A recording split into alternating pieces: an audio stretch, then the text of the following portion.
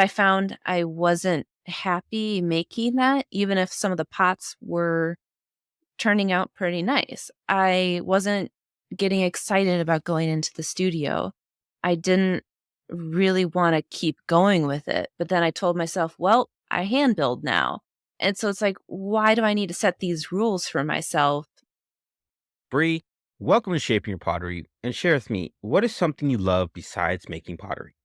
Hi, Nick. Thanks for having me. Something I really love to do is I love to play Dungeons and Dragons with my friends. And I also like knitting and bird watching. So it kind of depends if I want to be with friends or outdoors or just solo knitting. What's your character in D&D? Oh, see, I really like to play. I'm playing this wizard character that's like kind of an idiot. It's just so much fun. So my two favorite characters I've played so far have been a rogue and then a druid. I like those Hmm. two characters.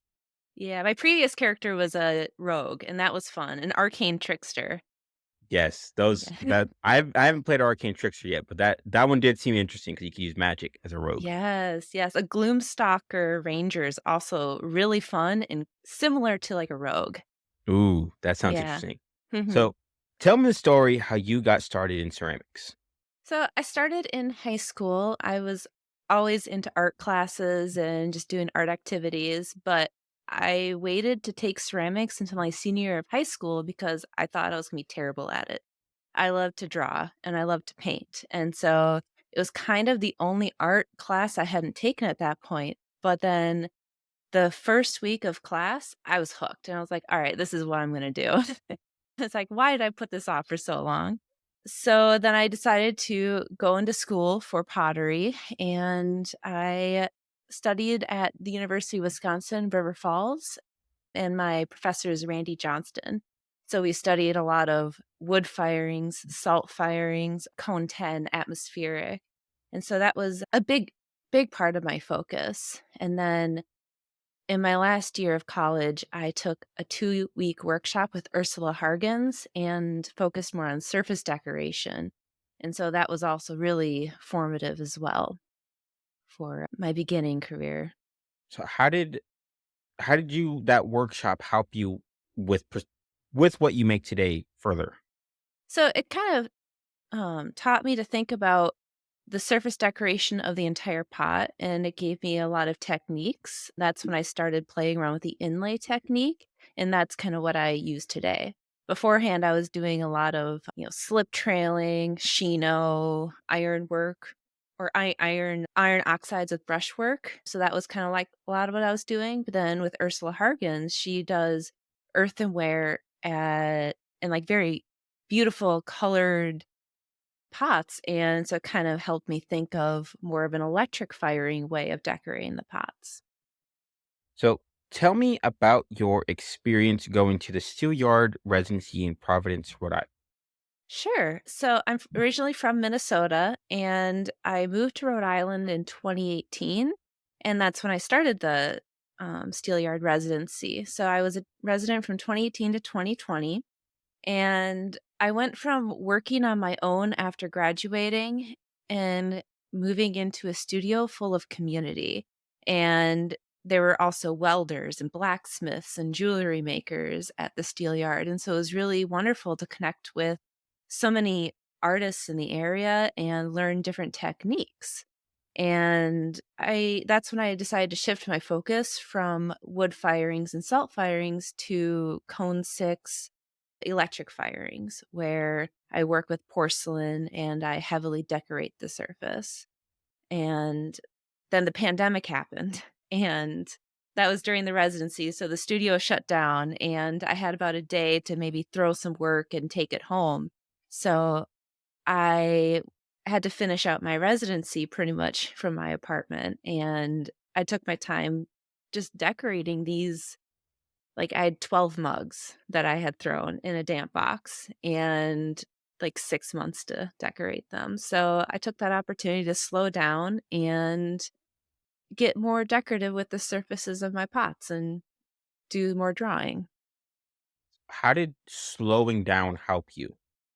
So, I was able to instead of trying to go from the grind of just trying to make as many pots as possible and go from this show to the next show, like shows are canceled, like in-person shows, fairs and stuff where you'd sell your pots. And so then I didn't have to worry so much about shoring up my inventory at that point. And so I could take my time and just think, what do I want to do? Because at first I was doing a lot of just simple patterns and like lines and herringbone patterns and using geometric designs. And then I decided, what if instead of lines as the pattern, I used imagery as the pattern? And so that's when I started making toilet paper mugs. So, because we were running out of toilet paper at that time. And so that event in my life, I was just sitting on my couch and nothing to do. And I started just drawing a toilet paper pattern. And I was like, well, let's put this on my pot.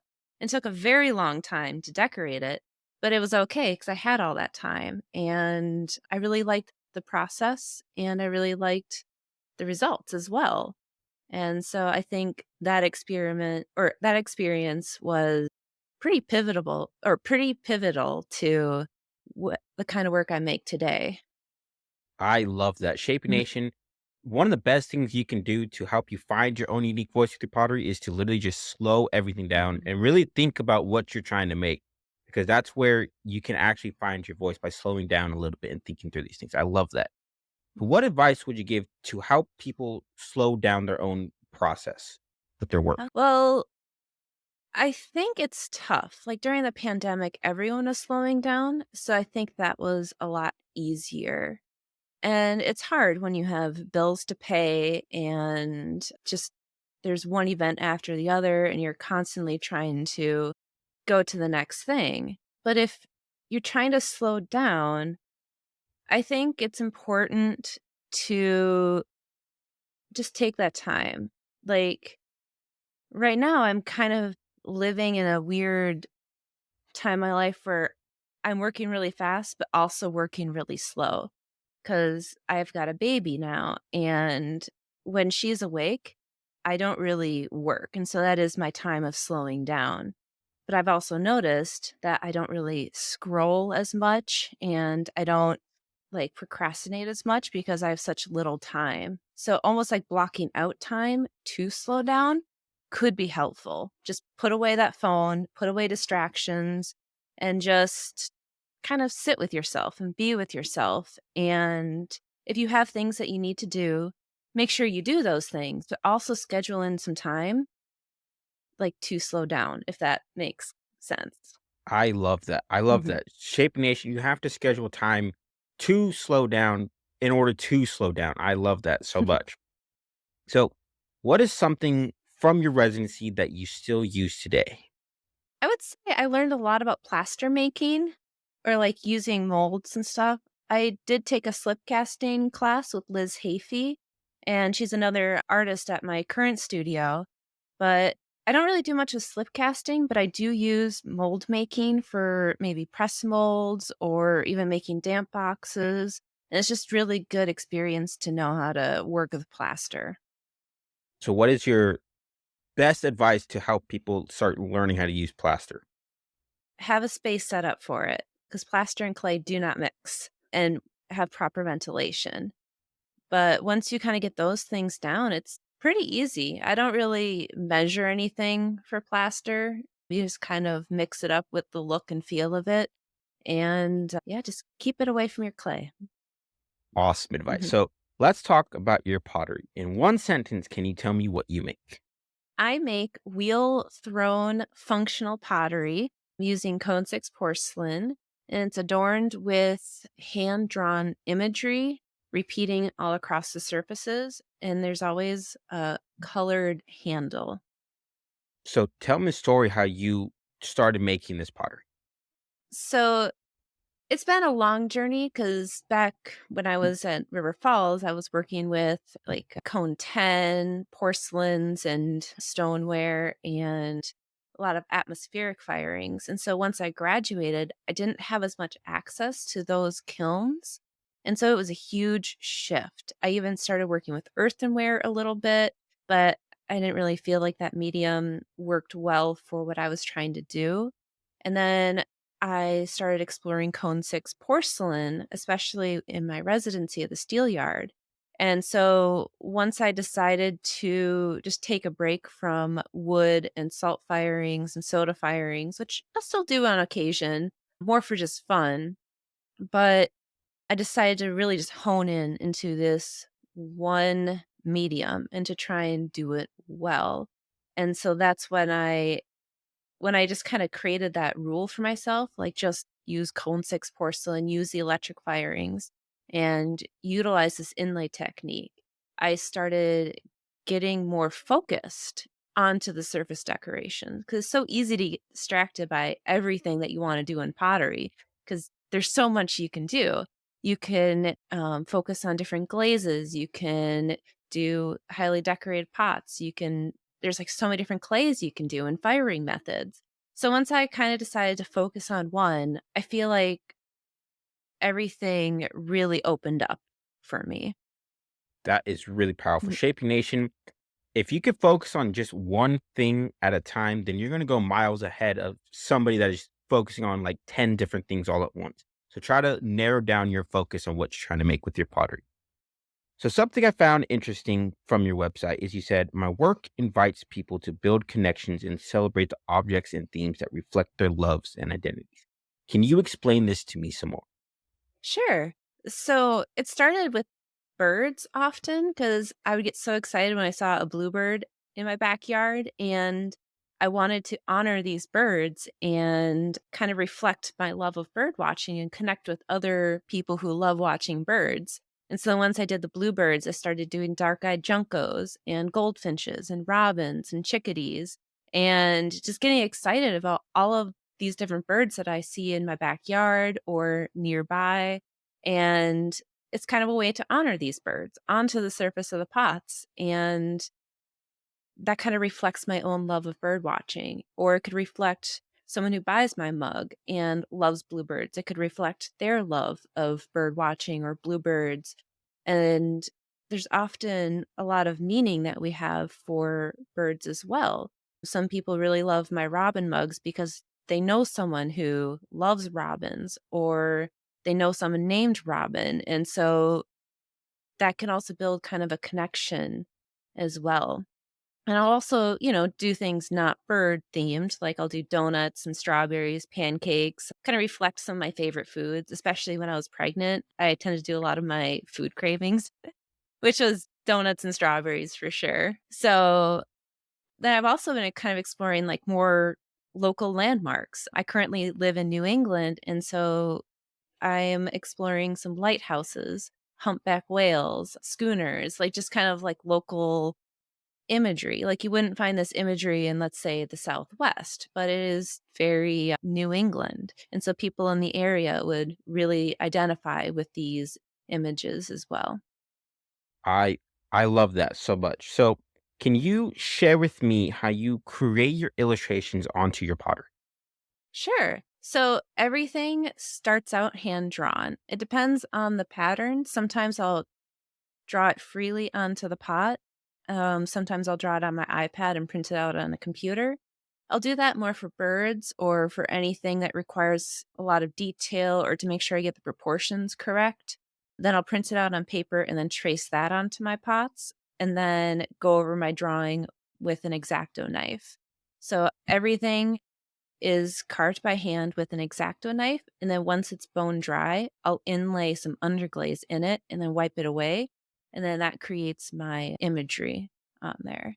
And then I always like to have, especially with my bird themes, something else that goes with my pots.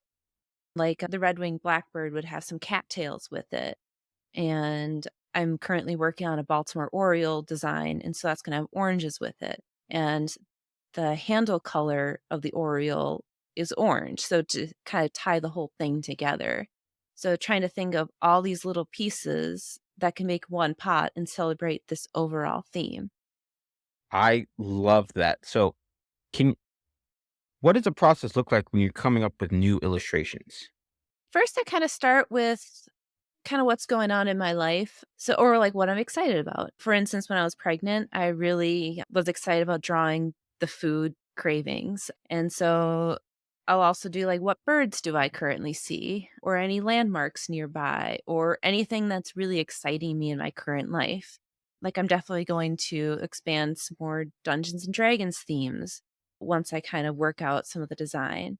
And then I'll draw it out on my sketchbook. I'll kind of map out what a pattern might look like. And then I'll take that and add it to my pot. I love that. Let's talk about discovering your voice. Outside of the residency you attended, you also contribute your growth as an artist to becoming a mom. How did this help you with your growth?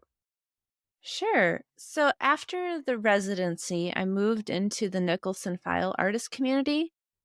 And there's a lot of artists there that have actually been involved with the steel yard. Some of my mentors, like Dave Allen, he helped build the steel yard to what it was today. And so he has been in my current studio for a very long time. And he's great to ask questions with, bounce ideas with. And he's taught me a lot of techniques as well.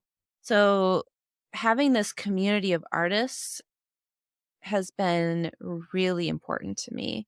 And I love just kind of like going in the studio and then seeing who's all here and connecting with other people and seeing what other people are up to and like all their different projects. And so I had that at the residency, and having even some of the residents I was working with are even in my studio currently. And it just feels like a continuation of that.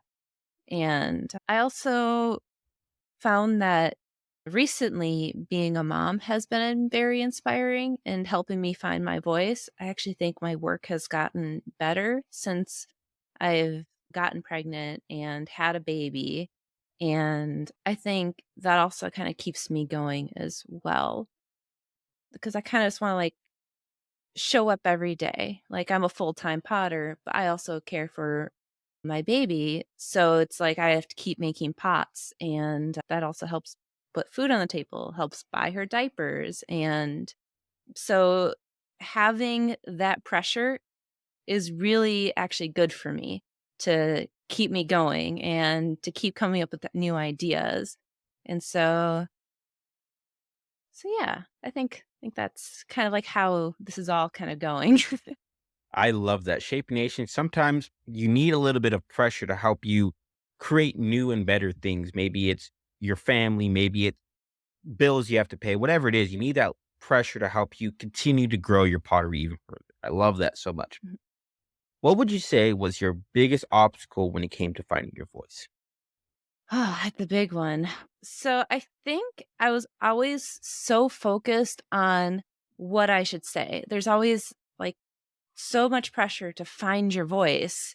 And you're so focused on finding your voice that you never really do find your voice. You're so focused on the macro, the big picture. And I never really knew what I wanted to say.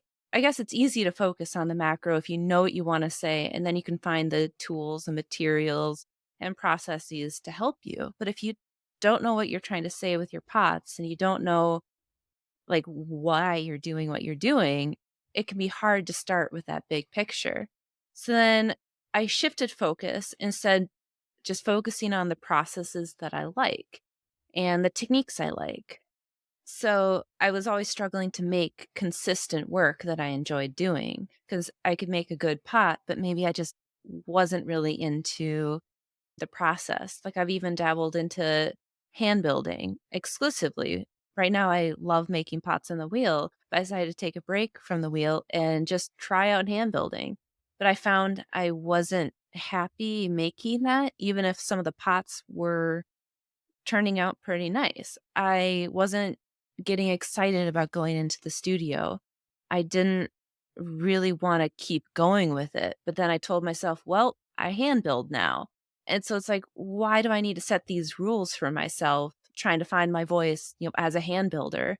So then when I started, working with porcelain and going back to the wheel and discovering the types of forms I like to throw. I don't really like trimming that much, so I don't make pots that need to be trimmed anymore.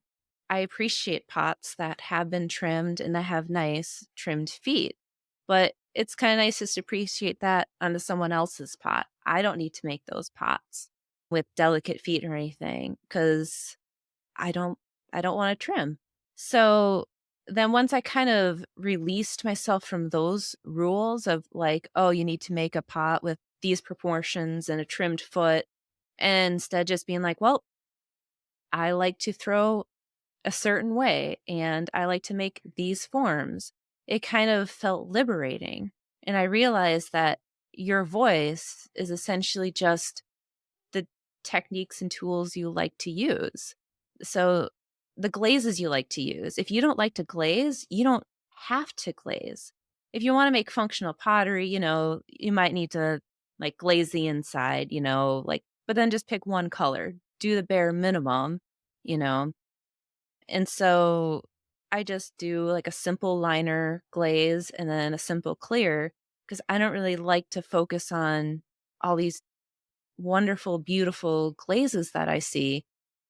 I think I can appreciate them, but I don't like mixing and testing glazes. So it's like I'm just gonna stick with a clear and focus on the surface decoration. I love to draw, so I'm gonna draw on my pots. And once I just started doing all the techniques and using all the materials that I like to do, then I think that's how my voice started emerging. I started with the micro, and then that macro started emerging into, illustrative pottery. And that is kind of how I found my voice. I love that so much. Shaping Nation, focus on the processes that you like to do. Maybe you like wheel throwing, then continue wheel throwing. If you like hand building, continue hand building. If you like to draw, add that to your pottery. Just add the things that you enjoy with the process and add that to your pottery. And that's where your voice truly starts to shine. I love that so much. What is the best piece of advice you received that helped you with discovering your own voice? I think that I had really good advice from my professor. He pretty much just told me to keep making. He said that he was blessed with the desire to constantly make. And I've had some really good advice where he's like, "How can you sell pots if you don't have any pots to make?" Because there was a time where I didn't make as much as I did now. And he was like, "Well, you should make. Just keep at it. Like, find something every day and just keep going with it." And he also really encouraged me to explore other mediums.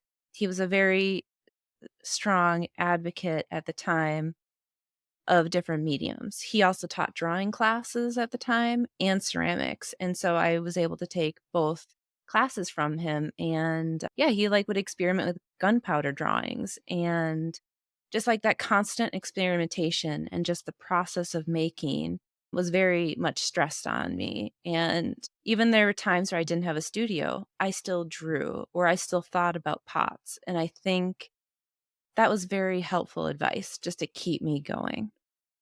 I love that advice. So, something I believe that is part of finding your voice is also learning to sell your pottery. What is something people could do to help them start selling their pottery? I agree.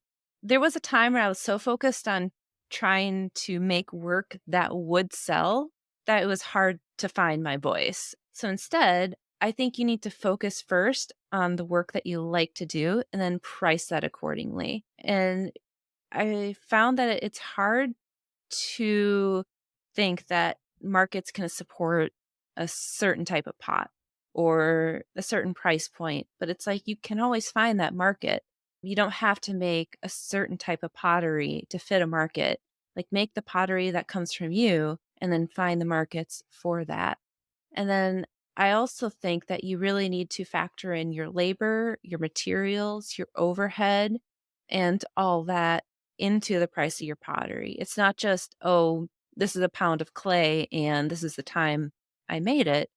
but you need to factor in, like, what's your studio costs? What are the recurring costs? And kind of make sure that you can cover all those with your pottery sales as well. And if you sell to galleries, you need to make sure that those costs are covered when you get that check back. Because oftentimes, what 50% is taken from galleries, you need to make sure that 50% can support you and never like undercut the galleries too. Like, don't sell to a gallery like two times the price that you would sell on your website, because that doesn't really foster a good gallery relationship. So whatever that you sell at a gallery, like, that is your price, and just make sure that price can sustain you. I love that advice so much. So as we're coming to a close here, what is one thing you want to hammer home with my audience today? Keep going. There is gonna be times where maybe you don't wanna work and you're not feeling inspired and you feel like no progress is being made, but progress isn't just like a linear, like, focus. It can go up, it can go down, but it's still progress, and so practice and repetition just really help you find your voice. Go to the studio, make repeating objects that could really help you. When you see 20 of one idea executed, you'll see all the varying details between each piece, and then that can kind of help you discover what you love about your piece. And if there's a time where you aren't able to make in pottery, you don't have access to a kiln or a studio or anything, just keep making, even in other mediums. If you take a break from clay for whatever reason, other mediums can be inspiring for helping your voice and your path as an artist and a potter. Because, like I said, I love to draw and I kept drawing, and those have merged onto my pots. And I think it can be a really good thing to work with other mediums and to keep going. That was some excellent parting words of advice. Bree, it was so great chatting with you today. Where can my audience go and learn more about you? You can find me on Instagram at Bri Larson Art, all one word. And you can also go to my website, brilarson.com as well. I'm also on Facebook at Bri Larson Art as well, if you use Facebook.